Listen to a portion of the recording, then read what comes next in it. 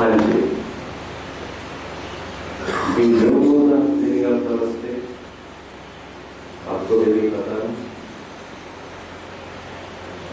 किस किस को पता है नमस्ते का मीनिंग? ठीक बात है, इसलिए कहते हैं ना थोड़ी सी संस्कृत भाषा भी आनी चाहिए। संस्कृत आपके है कोर्स में, उसको आप मन से पढ़ते हैं कि ऐसे ही पढ़ते हैं?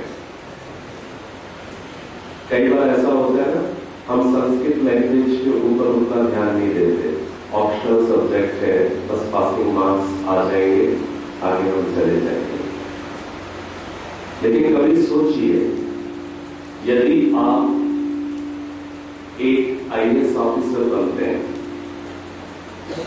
आईएएस समझते हैं ना, आईएएस क्वालिफाई करते हैं यदि आप, और आप एक ऐसे आईएएस ऑफिसर बनते हैं जो बहुत अच्छा कन्वर्सेशन संस्कृत में कर सकता हो, इंग्लिश में कर सकता हो, हिंदी में कर सकता हो, आपका प्रभाव क्या होगा समाज के अंदर? ये बात समझते हैं? यदि आप देश के ऐसे एक पॉलिटिशियन बनते हैं, नेता बनते हैं, जो संस्कृत में भी गाना प्रभाव बोल सकता हो, आप सोचिए आपका क्या इम्पैक्ट पड़ेगा समाज के ऊपर? पड़ेगा कि नहीं? ठीक है, ये आपका बहुत बड़ा सौभाग्य है कि आप यहाँ पर कुरुक्षेत्र में हैं। यहाँ इस चीज को यदि आप थोड़ी सी अपनी इच्छा शो करेंगे तो ये चीज आपको सिखाई जा सकती है। केवल एक 10 डेज के कैंप में आप सिंपल संस्कृत बोलने लग जाएंगे, जनरल व्यवहार की बातें आप संस्कृत में करने लग जाएंगे। ये छोटी छोटी चीजें आपकी पर्सनालिटी को बढ़ा देती हैं, आपको दूसरों से स्पेशल बना देती हैं। बात समझ में आती कि नहीं आती? तो इन चीजों को सीखना चाहिए, ऐसे आप स्पेशल बन सकते हैं लाइफ के अंदर। तो आप में से संस्कृत बोलना कितने लोग सीखना चाहते हैं? हाथ खड़ा करके बोलो, जो दिल से सीखना चाहते हैं। ठीक है, तो आचार्य जी कभी संस्कृत संभाषण का भी एक शिविर लगवा दीजिएगा। उसको मैं तो नहीं लूंगा, और बहुत एक्सपर्ट्स हैं हम लोगों के पास। आप यदि देखिए, जैसे किसी व्यक्ति को थोड़ी सी इंग्लिश आती है, लेकिन यदि वो इंग्लिश के पेपर्स को पढ़ता है, इंग्लिश की मैगजीन्स को देखता है, थोड़ा सा यदि बेस है, तो धीरे धीरे इंग्लिश इंप्रूव कर जाएगा, नहीं कर जाएगा? धीरे धीरे इंप्रूव कर जाता है। इसी प्रकार से यदि आप एक 5-10 डेज का संस्कृत संभाषण का कैंप कर लेते हैं, आपको बेसिक संस्कृत आ जाती है और कोर्स में आप पढ़ ही रहे हैं, थोड़ा सा आप टच में रहेंगे, धीरे धीरे संस्कृत भाषा डेवलप हो जाएगी, आप बोलने लग जाएंगे। और इस चीज को समझिए, जो लैंग्वेज साइंटिफिक है उस लैंग्वेज को सीखना सरल है। इंग्लिश के अंदर BUT but and PUT but it should be also but it is good, ऐसा है ना? जो संस्कृत लैंग्वेज में जो साइंटिफिक अप्रोच है लिंग्विस्टिक, वो आपको किसी दूसरी लैंग्वेज में नहीं मिलेगी। इसको आप बहुत जल्दी लर्न कर सकते हैं। So what is the meaning of namaste? How many of you know the meaning of namaste? Please raise your hands. Okay, yes, you please come here. Take the mic.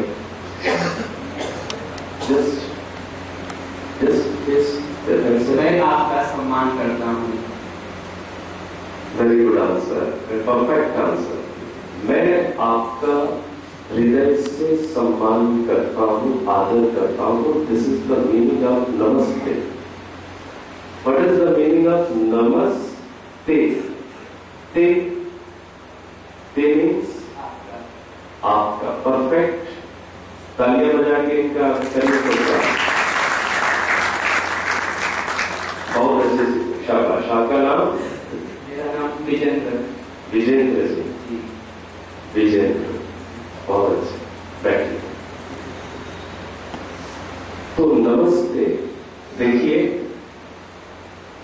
जीवन के अंदर जो कुछ भी करते हैं उन चीजों को यदि आप समझ कर करेंगे, आपको लाइफ में चमत्कार फील होगा, मिलेगा। आपको लगेगा कि इसके अंदर कितनी अच्छी बात छुपी हुई है। आप जब नमस्ते बोलते हैं, यदि आपको नमस्ते का मीनिंग पता है, क्या है नमस्ते का मीनिंग? मैं आपका हृदय से आदर करता हूं, मैं आपका हृदय से सम्मान करता हूं। यदि ये मीनिंग आपके दिमाग में रहेगा नमस्ते करते समय, तो आपको क्या लगता है एक दूसरे के प्रति हमारे भाव कैसे बनेंगे? अच्छे बनेंगे ना? कितने अच्छे भाव बनेंगे। यदि हमें नमस्ते का मीनिंग पता हो, और यदि हमें नमस्ते का मीनिंग ही नहीं पता, नमस्ते कोई मीनिंग नहीं है, कोई इमोशन नहीं है, कोई भाव नहीं है, तो रिलेशंस में भी अंतर आता है कि नहीं है? छोटी छोटी बातें। तो नमस्ते का मीनिंग क्या है? मैं हृदय से आपका आदर करता हूं, सम्मान करता हूं। जब आप अपने टीचर्स को नमस्ते करते हैं तो ये भाव लेकर आइए, आपके रिलेशंस अच्छे बनेंगे। जब आप पेरेंट्स को नमस्ते करते हैं, ये भाव लेकर आइए। जब आप फ्रेंड्स को नमस्ते करते हैं, ये भाव लेकर के आइए। बात समझ में आती कि नहीं आती? ये छोटी सी बात आपके रिलेशंस को इंप्रूव कर देगी। Do you agree with this? ठीक है? तो अब आज हम लोग उसी टेक्निक पर पहले काम करेंगे। वो टेक्निक क्या है? उसका टारगेट क्या है? उसका टारगेट ये है कि पढ़ाई में हम अधिक से अधिक फोकस अपने आप को कैसे रखें। हमें अपने मन को एक जगह पर रखना आ जाए, पहली चीज। दूसरी चीज, आप मन को शिफ्ट करना सीख लें, अपने फोकस को शिफ्ट करना सीख लें विद कमांड। कैसे? With command, with control. अभी क्या होता है कि आपका फोकस शिफ्ट होता है, आप इधर से उधर स्विच कर जाते हैं बिना कंट्रोल के, बिना कमांड के। जो बिना कंट्रोल के आपका फोकस का इधर से उधर स्विच करना है, चेंजिंग है, जो अनकंट्रोल्ड है, इसे क्या कहते हैं? मन का भटकना। ये चीज है मन का भटकना। और जब आप कंट्रोल के साथ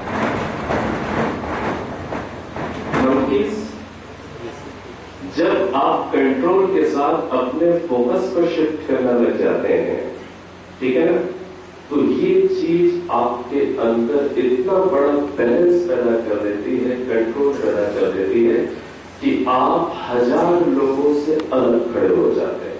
हमेशा जिंदगी में इस चीज को याद रखिए।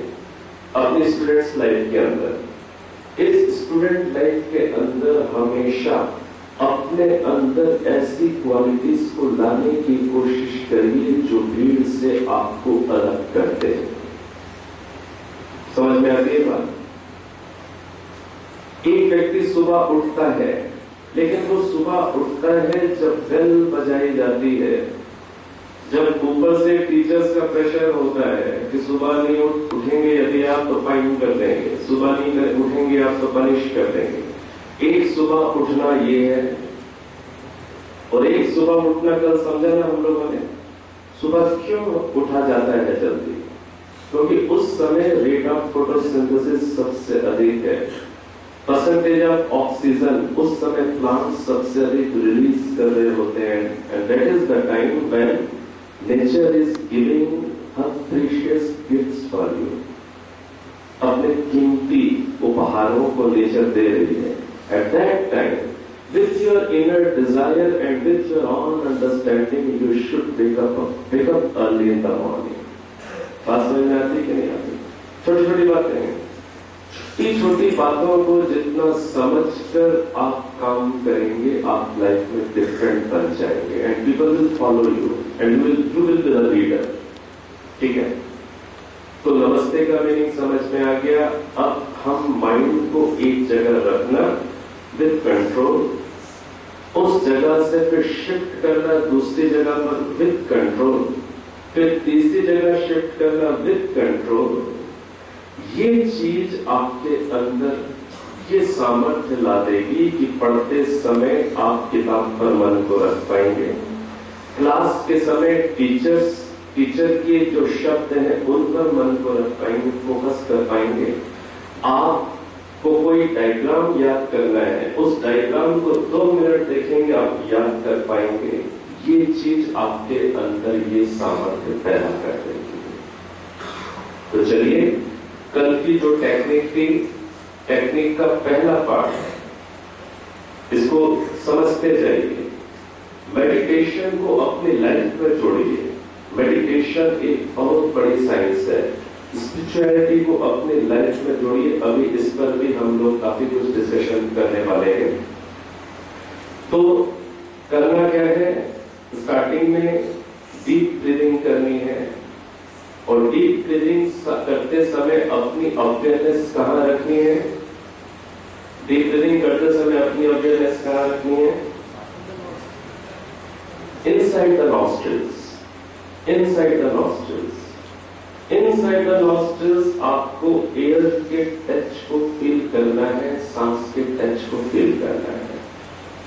While doing deep breathing, you should be aware of breath inside your nostril.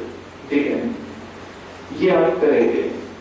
उसके बाद फिर ओम की साउंड, और ओम की साउंड पर ही आपको मन को रखना है, जो कल आपने चीज समझी। अब इसके साथ आज एक चीज और जोड़ लीजिए। इसके बहुत सारे स्टेप्स हैं, बहुत स्टेप्स हैं। इसके आप समझ लीजिए 10-15 स्टेप्स हैं, लेकिन अभी 3 दिन में आप जितना कवर करते हैं उनको कवर करिए। आज आपको क्या चीज साथ में करनी है, जब ओम का आप उच्चारण करेंगे, at that time there will be movement, some movement in your lips. उसमें मूवमेंट होगा ना लिप्स में। ओम का उच्चारण करते समय आपका मन आपको कहां रखना है? लिप्स के मूवमेंट पर। हिलेंगे ना आपके रोड, लिप्स के मूवमेंट पर और ओम की साउंड पर आपको अपने मन को रखने की प्रैक्टिस करनी है। ठीक है, समझना, बिल्कुल साइंटिफिक चीज है। मैं आपसे जो बात कर रहा हूं, आपको अलग अलग जगह मन विद कंट्रोल एंड कमांड रखना सीखना है, रखना सीखना। फिर आप जीवन में जो चीज पाना चाहते हैं, पकड़ना चाहते हैं, समझना चाहते हैं, बस वहां मन को रखना सीख गए, चीज आने लग जाएगी। बात समझ में आती? यदि आप लैंग्वेज इंप्रूव करना चाहते हैं, आप में से जो स्टूडेंट्स हरियाणा प्रांत से बिलोंग करते हैं, हर प्रांत की अपना अपना कुछ पुट होता है।